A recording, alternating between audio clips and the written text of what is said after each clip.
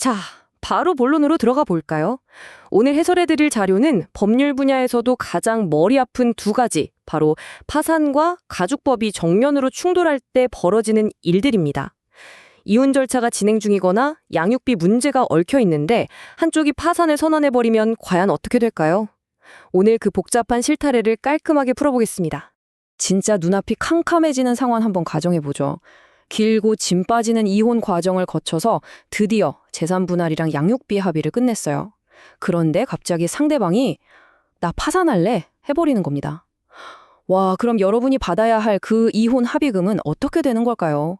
그냥 허공으로 날아가는 걸까요? 아니면 그래도 법이 방패막이가 되어줄까요? 오늘 자료에서 이 기막힌 질문에 대한 아주 명쾌한 답을 찾아볼 겁니다. 오늘 우리가 짚어볼 순서입니다. 1번 교차점부터 시작해서 재산 분할, 이혼 위자료, 양육비 규정, 회생 및 회사 비송, 그리고 마지막 핵심 요약까지 쭉 이어가겠습니다. 그럼 첫 번째 섹션, 이 두 법이 만나는 교차점, 그 무대부터 세워보죠. 여기서 절대 놓치면 안 되는 게 하나 있는데요. 바로 파산 채권과 비파산 채권을 구분하는 겁니다. 쉽게 말해서 두 개의 주머니라고 생각하시면 편해요. 파산 채권은 파산 선고 전에 생긴 빚인데 이건 첫 번째 주머니인 한정된 파산 재단에서 여러 채권자들이 치열하게 나눠 가져야 하는 돈입니다. 반면에 비파산 채권은 파산이랑은 상관없는 빚이라서 채무자가 파산 이후에 새롭게 벌어들이는 이른바 자유재산, 즉 두 번째 주머니에서 갚아야 하는 돈인 거죠. 이 두 주머니 개념 확실히 기억해 두세요. 오늘 해설의 핵심 키거든요. 자, 그럼 두 번째 섹션, 재산 분할로 넘어가 보겠습니다. 여기선 타이밍이 진짜 전부입니다. 자료에 나온 법률교재 원문을 보시면요. 재산 분할을 받을 권리가 있다고 해서 무조건 첫 번째 주머니, 즉 파산재단에서 돈을 빼올 수 있는 파산채권이 되는 건 아니라고 못 받고 있습니다. 그러니까 그냥 나 얼라 받을 거 있어 라는 막연한 권리만으로는 이 빡빡한 파산 절차에 명함도 못 내민다는 거죠. 그렇다면 어떻게 해야 인정받을 수 있을까요? 꽤 까다롭고 엄격한 단계를 밟아야 합니다. 그냥 당사자 둘이서 이렇게 나누자 합의하는 것만으로는 부족해요. 가정법원이 딱 개입해서 정확한 액수를 결정해주고 그렇게 구체적으로 청구권이 확정된 다음 그 권리가 파산 채권자표에 정식으로 떡하니 기재가 되어야 비로소 파산 절차 안에서 힘을 발휘할 수 있습니다. 이게 무슨 뜻이냐고요?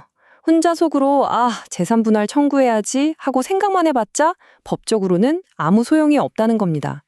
가사 조정을 신청하든 소송을 걸든 재산 분할을 받겠다는 의사가 상대방의 파산 선고 전에 외부적으로 또 객관적으로 완전히 명백하게 드러나 있어야 한다는 거예요. 행동으로 보여주지 않으면 법도 지켜주지 않는다. 꽤 냉혹하지만 분명한 현실이죠. 이어서 세 번째, 이혼 위자료입니다. 여기는 기준이 완전히 다릅니다. 방금 재산 분할은 파산 전의 외부적인 행동, 그러니까 소송 제기 같은 게 꼭 필요하다고 했잖아요. 그런데 위자료는 얘기가 좀 다릅니다. 위자료는 일종의 불법 행위에 대한 손해배상 같은 거거든요. 그래서 소송을 언제 걸었냐보다는 이 위자료를 물어주게 된 원인, 그러니까 혼인이 파탄난 그 원인 자체가 파산 선고 전에 일어났느냐가 훨씬 중요합니다. 원인만 파산 전에 있었다면 실제 손해는 나중에 생겼어도 쿨하게 파산 채권으로 쳐줍니다. 재산 분할이랑은 접근 방식 자체가 완전히 다르죠? 네 번째 섹션으로 가볼까요? 가장 민감한 문제죠. 바로 양육비 규정입니다. 여기서 다시 그 두 개의 주머니가 등장합니다. 시간의 흐름을 쭉 한번 따라가 볼게요.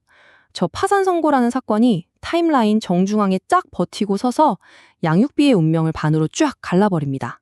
파산 선고 시점을 딱 기준으로 삼아서 그 전에 이미 못 받고 밀려있던 과거 양육비랑 앞으로 아이가 클 때까지 쭉 줘야 하는 장래 양육비로 나뉘게 되는 거죠. 자료에 있는 이 교재 본문이 그 기준을 잡아주는 아주 중요한 대목인데요. 보시면 파산 선고 전에 주기로 되어 있던 양육비는 파산 채권으로 분류하지만 파산 선고 이후에 주어야 할 양육비는 비파산 채권이 된다고 분명히 명시하고 있습니다. 사실상 아이들의 생계가 달린 아주 마법 같은 문장이죠. 자, 이제 아까 말씀드린 두 개의 주머니 원리를 여기에 딱 대입해 볼까요? 파산 선고 전에 밀린 양육비는 첫 번째 주머니, 그러니까 그 치열한 파산 재단에 들어가서 다른 채권자들이랑 같이 배당을 받아야 합니다. 하지만 파산 선고 후에 줘야 하는 장래 양육비는 파산 절차라는 진흙탕에 아예 발을 들이지 않습니다. 이건 두 번째 주머니, 즉 채무자가 파산 이후에 새로 버는 돈, 자유재산에서 전액 갚아야 합니다. 아무리 파산을 했어도 아이를 키울 부모의 책임은 절대 면제해주지 않겠다는 법의 강력한 의지인 거죠. 진짜 치밀하게 짜여 있죠? 다섯 번째 섹션, 회생 및 회사 비송입니다. 이 원리가 어떻게 확장되는지 짧게 보시죠. 이 자료를 보면 아주 흥미로운 게요. 우리가 지금까지 열심히 파헤친 재산 분할, 위자료, 양육비에 대한 이 모든 논리가 개인회생 절차에도 정말 글자 하나 안 틀리고 똑같이 적용된다는 겁니다. 파산이든 회생이든 권리를 나누는 기본 알고리즘 자체는 변하지 않는다는 걸 아주 단호하게 보여주고 있죠. 게다가 이런 원칙은 상법상의 기업 분쟁, 예를 들어 주식 가격을 결정하는 사건에서도 엄청 현실적으로 작동합니다. 만약 주식을 파는 쪽이 파산했다? 그럼 파산 관제인은 파산 재단에 한 푼이라도 더 끌어모으기 위해 절차를 악착같이 밀어붙입니다. 반대로 주식을 사는 쪽이 파산했다면 법원은 파는 쪽한테 그냥 절차 취하하라고 공고해버려요. 왜냐고요? 사는 쪽이 파산해서 돈이 없는데 소송 계속해봐야 나올 게 없잖아요. 철저하게 돈의 흐름만 쫓아가는 지극히 현실적이고 실용적인 법원의 판단 기준을 엿볼 수 있죠. 자, 이제 마지막 여섯 번째 요약 및 마무리로 오늘 해설을 정리해 보겠습니다. 오늘 다룬 엄청난 내용들 핵심만 빠르게 짚어볼까요? 첫째, 재산 분할은 속으로 생각만 해선 안 되고 파산 전에 반드시 외부적으로 겉으로 드러나는 청구가 있어야 합니다. 둘째, 이혼 위자료는 언제 소송했냐가 아니라 혼인 파탄의 원인이 언제 생겼냐가 기준이죠.